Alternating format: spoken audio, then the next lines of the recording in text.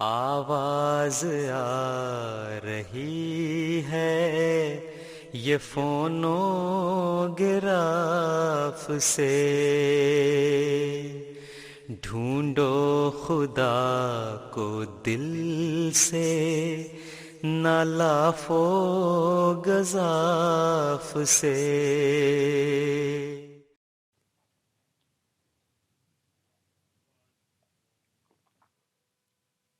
أعوذ بالله من الشيطان الرجيم. بسم الله الرحمن الرحيم. السلام عليكم ورحمة الله وبركاته. Welcome to Future of Work on MTA Africa. I am your host, Abdul Qadir Ismail Uluwagbemiga.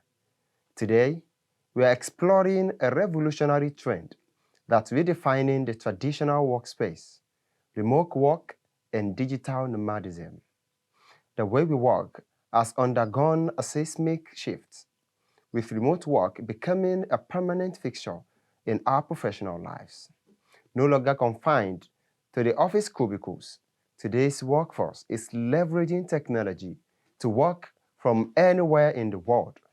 The rise in remote work has given birth to a new breed of professionals, digital nomads.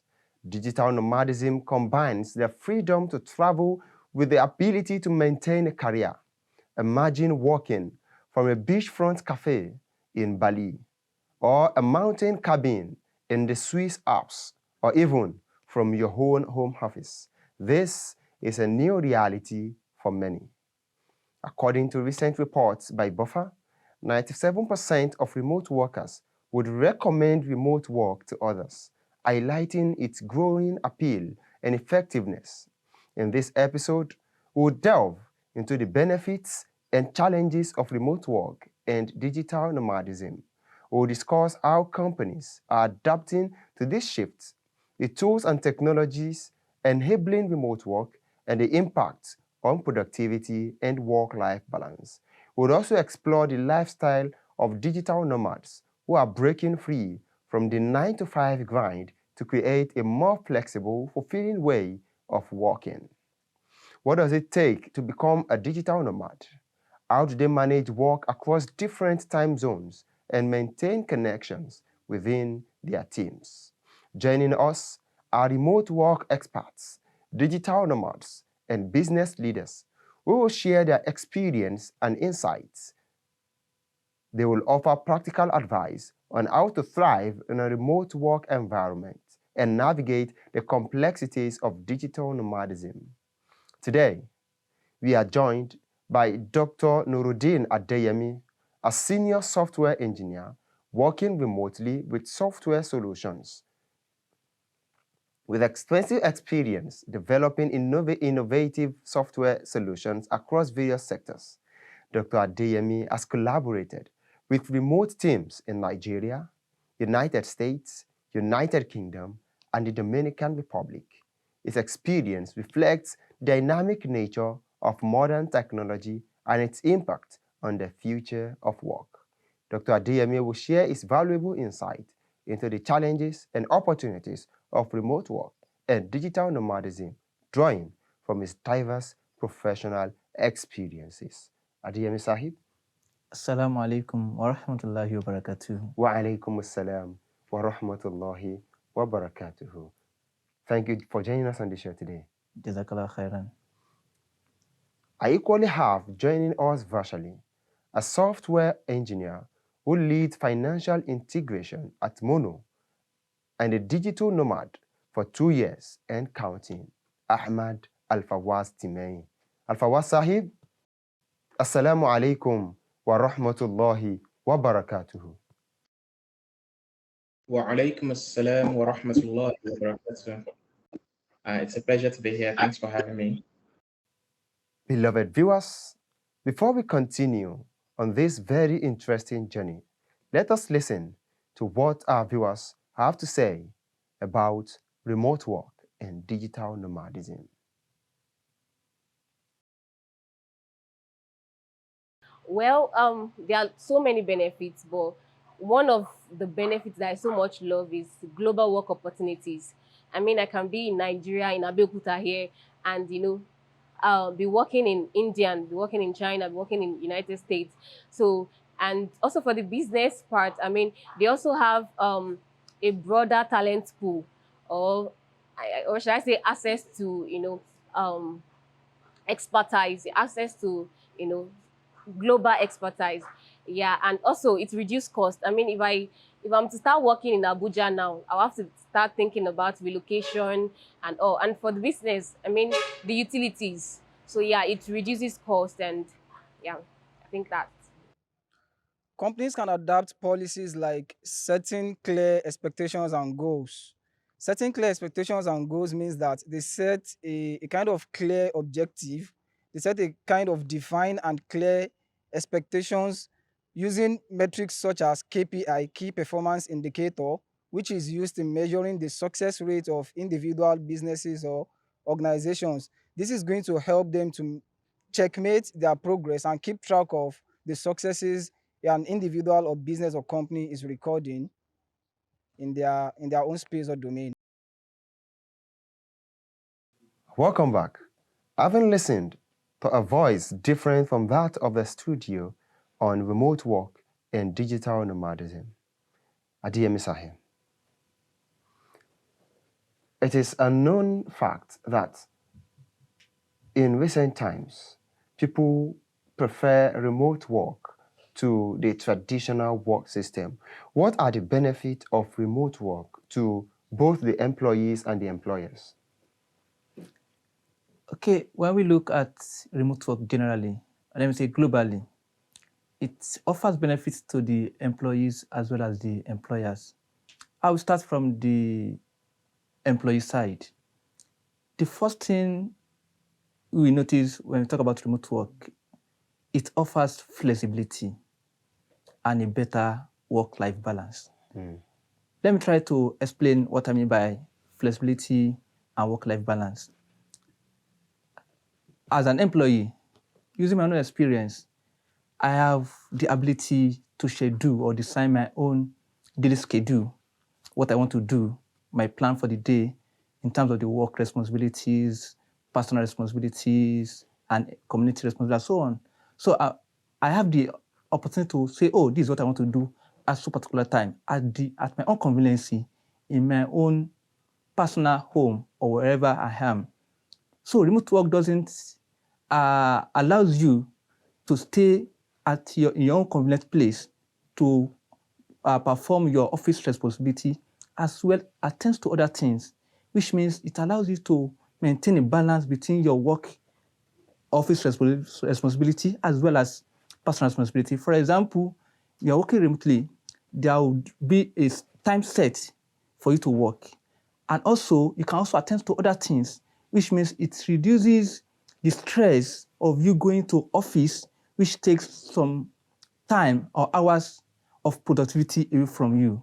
And also, when we look at work globally today, for example, let's look at family.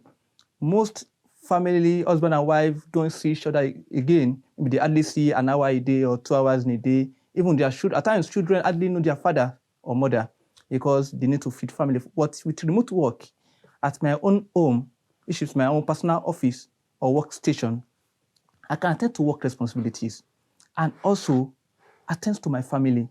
And also, if you have any other engagement apart from family, I still have time to attend to it. So that's maintaining a work-life balance. For example, some of my colleagues that loves to go to gym in the morning, they go before the office work. Let's say 9 to 10, they go to exercise themselves, then resume back to work. But if you are working in the traditional workstation, you need to plan for moving from your home to office, and at the same time, you need to plan from coming from office back home. Now, we have spoken about the benefit of remote work to employees. So, what do you think it has any benefit to the employers? Yes, in terms of the employers, it offers one thing is that one of the limitations that most employers have is limitations to global talent pool. They are restricted to their own location only, let's say Nigeria or location you are. But with remote work, they have access to global talent pool. They can employ people from different parts of the world. For example, I've worked with a company in the US, in the United States, in Nigeria as well, without leaving my home. So it means, and this promotes cultural diversity in the workstations. I've met people that I've not seen physically, but we are like colleagues, we are friends, we talk normally without leaving our countries or our home. So, and we learn from each other. Number two is that it reduces the cost. It is cost effective. They don't need to hire a building for offices, shares, and others like that. So it is cost effective. Another thing is that it enhances performance and productivity. Because in international office station, what you see is that there are a lot of distractions. The distractions, your colleague will come around, start disturbing you. But you see, remote workers, when they want to work or perform their office responsibilities, their focus, no one is disturbing them. They have their own workstation, whereby it is managed, designed by themselves, the way they want it. I can prefer to sit on my chairs, sofa chairs, and do my work without anyone moving around. So it enhances productivity and performance. Thank you very much, Adiyemi Sahib. Alfawad Sahib, taking from the fact that you have been working remotely for over a decade, can you tell us, I am sure that as much as remote workers enjoy a lot of benefits, so can you tell us some of the challenges you face as a remote worker and how you overcome some of these challenges? Thank you for the question.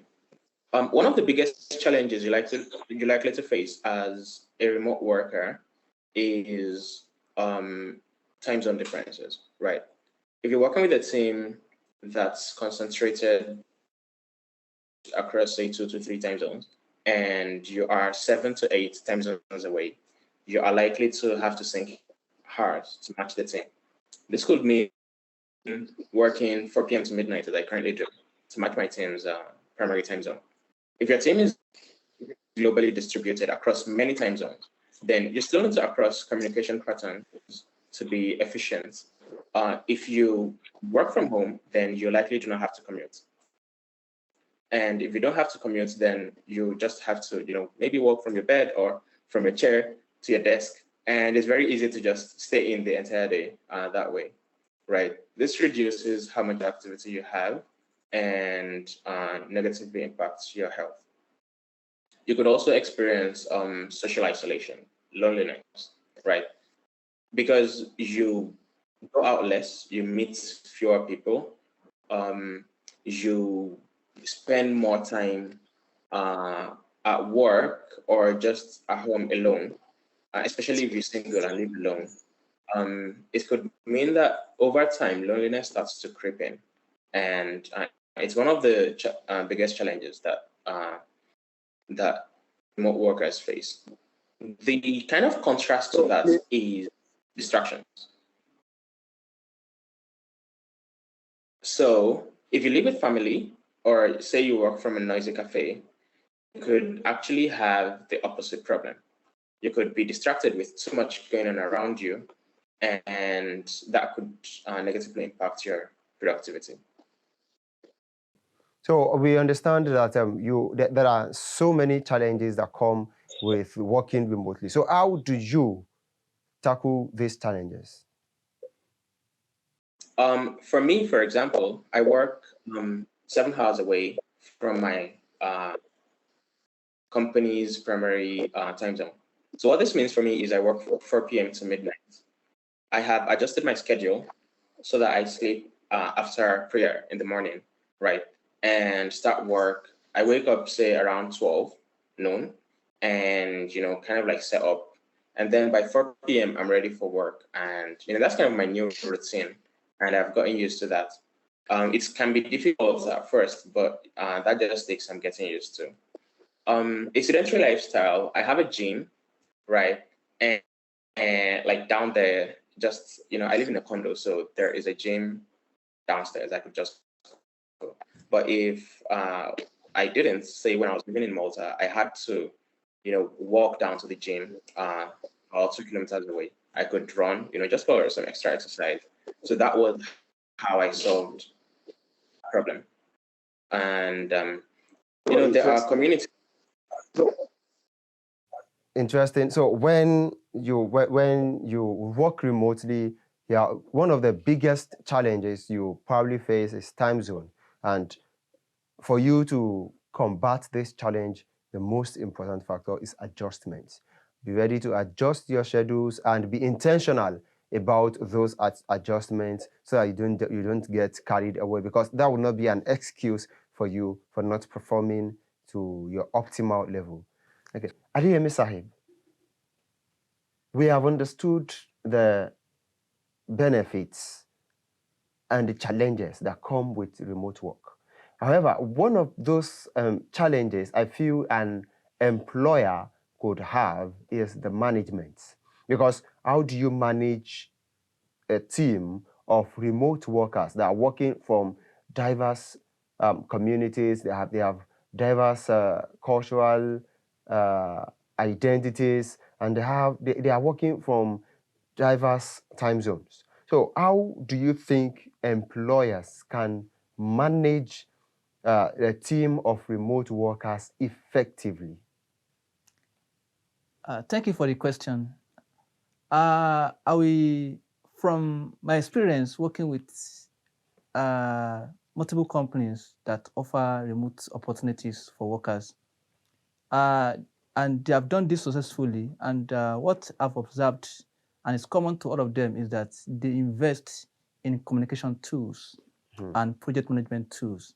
When I talk about communication tools like we talk about Microsoft Teams, we talk about Google Charts, we talk about Slack, whereby they can communicate with their workers, remote workers, anytime, and they create a communication channel for them to pass information, assign tasks, and so on. And also investing in project management tools like Jira, we talk about Trello, we talk about Azure Board, whereby they can assign tasks to their remote workers, they can monitor the progress, and they can know, what are the tasks assigned to this particular worker, and they can monitor it. So they invest in that, and with that, they are able to manage their workers. And also, one thing is that there's constant meetings whereby remote workers can append them on their calendars so that they know when they have meetings on their calendars. It prompts them. Those tools will give notifications of, you have meeting by 1 o'clock, by 2 o'clock. With that, it supports the work-life balance of remote workers. Yeah. And also, they don't burn out workers because there are outset rules where, I'm going to be available from 9 to 7. Understand? So anything after 7, no one will disturb you that you have to attend to something, because it's not like normal traditional workstation whereby you have to resume to office by 7, leave by 8. No, that's bringing limitations to what remote jobs offers. And also, another thing they need to do is, when we talk about work-life balance, they need to promote what we call team culture. Okay. Team culture by organizing virtual events whereby those workers will meet themselves, talk randomly, joke, so they get to know each other, because there's limitation of physical meetings between workers. So that just as companies organize events, yes, for their workers or employees to meet and connect among themselves. Yes. So there is also a possibility of organizing such events virtually, yes, where employees get to connect, they get to interact, and they get to network amongst, yes, themselves. Yes. So interesting. And also there is a channel, we call them like random channels, whereby it is free to any workers to post any jokes, comedies, so it doesn't look totally like you don't connect.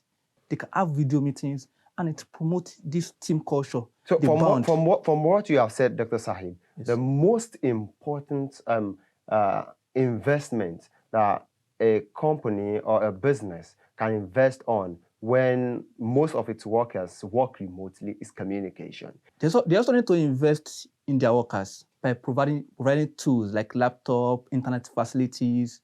Okay, interesting. Alfawa Sahib, we have been discussing a lot about remote working, But the second part of our discussion is digital nomadism. Of course, they are related, but I'm sure because you, as a digital nomad, can give us a better insight into what digital nomadism entails and why it is gaining popularity in the modern world. Thanks. Digital nomadism is simply traveling the world while working remotely using digital technology. For many digital nomads, they could travel, say, every to 1 or 2 years. And it's kind of different from remote working. It's related, right? But it's different. You could work from home, from your actual home in your city, right? But a digital nomad, if you're a digital nomad, you are working from wherever you are while you are traveling the world, right? So you're a remote worker, but you're also traveling the world. So that's what it means to be a digital nomad. And it's grown in popularity a lot in recent years because mostly because of COVID, right? A lot of countries lost tourism revenue during the COVID lockdowns, and their economies were severely affected.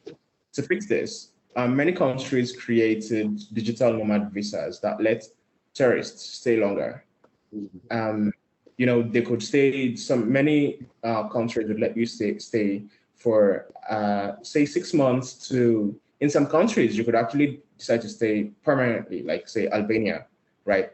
There are financial reasons for these countries, right? Like their economies were affected, so you bring money, but you're not affecting their economy negatively. You're not taking their jobs. You're not using their infrastructure. Like they don't give you free healthcare and all the other stuff, but you still have to pay taxes, right?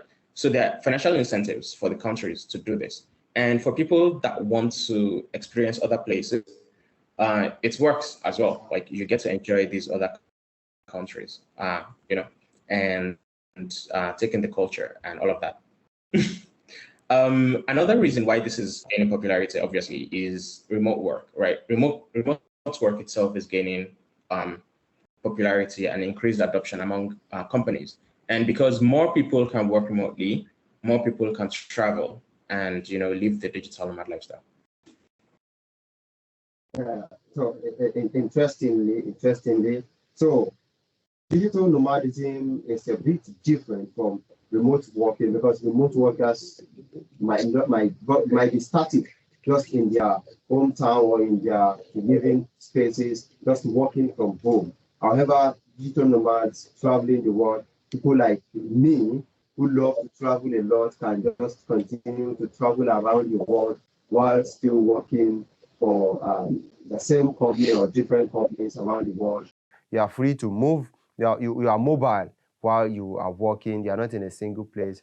Continue to work. So, Adiyemi Sahim, do you think the dynamics of remote working or the dynamics of digital nomadism will be different in, say, next decade compared to what we have right now? Okay. Thank you for the question. Looking at the future of work and remote work and digital nomadism, one thing that is certain is that there will be increase in the adoption of remote work. And if you observe the trend from year 2020, time of COVID, there are more opportunities for remote jobs and cost saving for most companies, so they will go for it. And another thing that is going to play out with this issue of remote work is there will be increase in what we call workstation hub. Workstation hub, what I mean is that instead of companies setting up offices, it opens opportunity for other companies to set up workstations whereby remote workers can go there and say, oh, for a month, I want to have a space, my own workstation for a space. Like, remember the time we used to have like something like a cyber cafe, whereby people go to cyber cafe and say, oh, I want to use 1 hour. So people are now renting office, personal individual, not as company going there. So as, okay, like workstation. So with that, remote work is going to increase in the next decade. Jazakumullah khairan, Dr. Sahib. Al-Fawaz, so can we have your final thoughts in very few words or your advice for our viewers regarding remote work and digital nomadism? Well, there are lots of challenges and there are lots of benefits as well. And lifestyle is not for everyone. So if you love to travel, then and you work remotely, then definitely go for it, right? You're going to experience lots of fun stuff. You're going to meet lots of different people and have really good experiences and some bad ones. But if you are not the kind that really enjoys traveling, then you can still benefit from remote work, right? You don't have to be a digital nomad. You don't have to travel.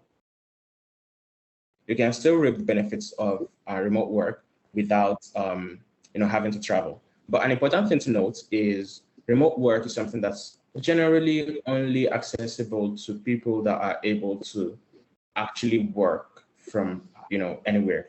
Like you can work from home, right? You can work with digital technology.